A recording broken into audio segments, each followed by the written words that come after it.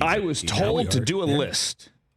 Well, Andrews, that's a little rough. I mean, I suggested it. It was suggested. You know, we had an open hour for a segment. I didn't find it to be a burden, guys. Okay, all right. No, not a burden. Inflection in the tone there. You know, oh my God, are we going with the tone thing? Oh my God.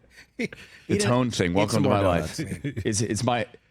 Okay. No, bro, Let's try that again. With you. Okay. It was suggested that I do a list. You just made the list! Okay. Yay! Oh, Mike! Yay! Oh, Delta was paying attention. Of course, what do you think? I have a list. Andrew's here. It's my guy. Top 5 takeaways of Week 10. All right. Are we going to count these down, Hoskins? 5 to 1? 5 to 1. Please don't go 1 to 5 because I lose my mind. TJ, big pet peeve. Whoa, I'm sorry, TJ. You ask for a list and then you have demands on that list? Well, I mean, that's how we do. Okay. Number 5. Ah, yes. My top 5 takeaways for week number 10. Yeah. Antonio Pierce is going to coach the Raiders in 2024. Oh. Can we share notes? No. Oh, stay tuned for the Overreaction Monday podcast. Write it down. He is 2-0. Yeah, he's going to lose in Miami next week and likely in Kansas City. Maybe. Or at home to Kansas City. I don't know. But I think Antonio Pierce is going to do enough. I think considering how much money Mark Davis is paying everybody else no longer on his staff, I think, and I don't mean this to be demeaning to Antonio Pierce, I think the price of an interim rookie head coach sounds about right, and I love what Pierce is doing so far. He has earned it. His team is believing in him. His team is playing well, inspired, if you will. I think he deserves a fair shot, and I think he's going to coach the Raiders in 2024. He rose up to the games in the 6'4" Impala, Andrew. Yes, he did. That's the Raider. It was ridiculous. Check out Raiders Twitter. It was the best head coach arrival that I've seen in years. Joe Burrow's quarterback arrival yesterday wearing Jimmy Burrow, his father's Montreal Alouettes jersey, was pretty cool. Oh, I missed that. Jimmy Burrow, a 2-time CFL All-Star. That was cool. But Antonio Pierce in the 6'4" was even cooler. Number 4 takeaway from Week 10. The Titans should have traded Derrick Henry. They should have. Yeah, to the Cowboys. They should have traded to the Cowboys. Anybody. To the Ravens. Browns. To anybody. Somebody. Because it's just not happening. I think Will Levis is the future. He's going to have good days and bad. Yesterday was the latter on the road in Tampa, and they lost and the Bucs won, and they broke their losing streak. But they should have traded Derrick Henry while they still had the opportunity to get some kind of return. He's been the face of this franchise for a long, long time. He's given a lot.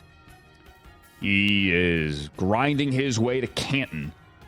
He's a great back, but they should have gotten something for him. It is not often that you can trade a running back of his age with that kind of mileage and that much tread worn off the tire and get a good return. But they could have gotten a decent to good return, and I think they should have done it. Takeaway number 3 from week number 10. Ben Johnson's price just went up to be somebody's head coach next year. Ben Johnson is the offensive coordinator to the Detroit Lions. He could have been a head coach last year. Didn't feel right.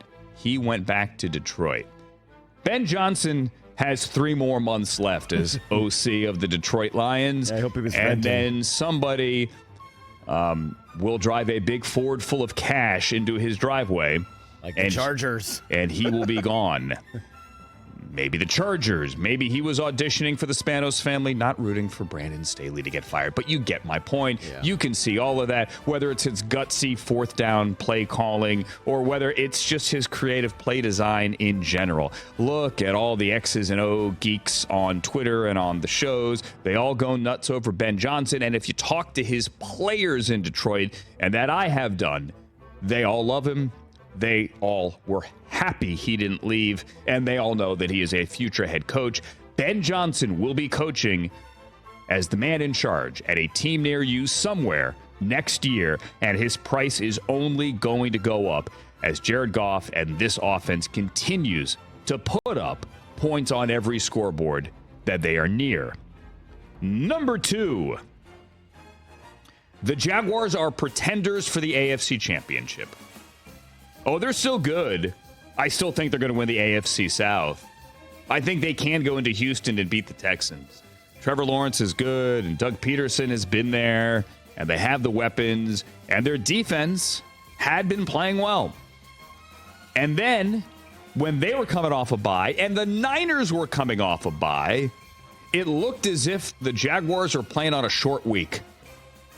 I mean, they got punched in the mouth. Chase Young and Nick Bosa got after the quarterback, kept him out of the end zone, and the only thing in question at the end of that game was, would Christian McCaffrey get a touchdown in his 18th consecutive game? And I thought it was kind of silly that Kyle Shanahan had him out there. You got to get this guy hurt? Like, you're giving him the ball 3 times at the end of the game to try to get him a touchdown? Why? It made no sense. No sense. Here's what McCaffrey said, by the way. Yeah, I suck. Everyone else on the team scored, except for me. No, that means a lot to me for them to keep me in at the end of the game there and try to get me that record. But hey, I'll take a huge win. And it was a huge win, 34-3. Do we think it was the right move by Kyle Shanahan? Man, high risk. I don't like it. When you weigh all the bad that can happen. Exactly. I don't like it. Now, it's not like what your Cowboys were doing, which is going forward on 4th down with 4 minutes to go and taking shots at the end zone with Cooper Rush when you're up 5 touchdowns.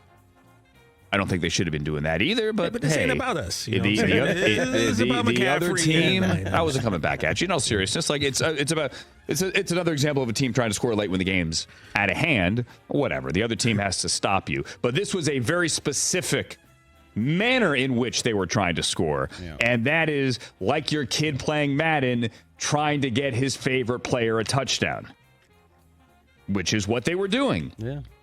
Yeah, when you think about the chance of injury, guys, it's like this. And they knew who was getting the ball every play, too. So it's not like, oh, we're going to run a trick play. No, like they were coming for this guy every one of those plays. He is lucky he didn't get hurt. Yeah, I'm glad he didn't. For the amount of touches he gets, and considering Debo is just coming back from an injury here, I'm glad he wasn't hurt. But if I was Kyle Shanahan, I would not have done it. Anyway, and the number 1 takeaway from week number 10. Drum roll. You know it's over when former Patriots are openly criticizing Bill Belichick. Yeah, right. Jason McCourty on the broadcast said, I don't know what they're doing there at the end of the first half when they chose not to throw a Hail Mary. I don't know what they're doing there when they're going for the punt block, when the Colts are backed up, punting from their own end zone. They don't have anyone back there for the return. I don't know what Mac Jones is doing. I don't know why they are playing this way. Look, Jason was classy, but when he's doing it, when Scott Zolak, who didn't play for Bill, I realize, but when he's on the Patriots broadcast saying, what on earth are we doing here, and openly criticizing the guy, then to me, it's over. And that was my number 1 takeaway from week 10. Catch the Rich Eisen Show every single day on the Roku channel, 12 to 3 Eastern, for free.